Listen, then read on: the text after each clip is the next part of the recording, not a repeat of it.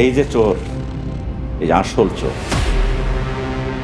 বেলাল চোর না, বেলাল সম্পূর্ণ নির্দোষ। আম্মা, মামা এসব কি কইতাছে? আম্মা, আপনি ওরে বাঁচান, আপনি কিছু একটা করেন। ও ভাইজান, চোর ধরলাম আমরা, ওন আপনি আমাকে চোর বানিয়ে দিলেন। চোর ধরে কি আমরা ভুল করছি তাইলে? বেলাল যখন চুরি করছে, আমি না সাক্ষী আছে, খারান আমি না ডাকি। আমি না, ওই আমি না। বাবা, ফুপুর কোনো দোষ নাই, আপনার কোনো ভুল হইতেছে। ফুপু আর ফরহাদ নির্দোষ।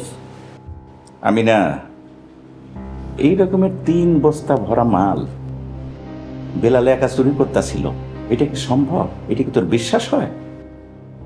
আরে ফরহাদ 3 বারে 3টা বস্তা মাল আনতে গিয়া হাঁপাইয়া ঘাইমে গেছে, আর বেলালের একার পক্ষে এই 3 বস্তা মাল আমার চুরি করা সম্ভব না।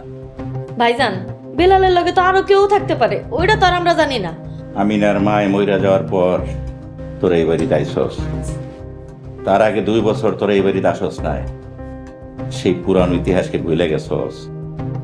তোর পোলা ফরহাদ আমিনার মায়ের স্বর্ণ গহনা চুরি করে হাতে নাতে ধরা খেয়েছে।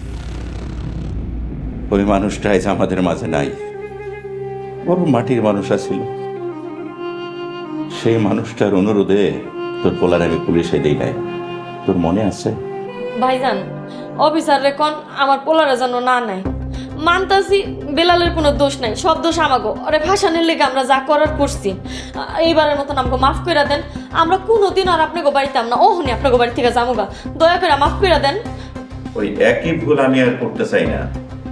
দারোগা সাহেব, এই চোরকে নিয়ে যান।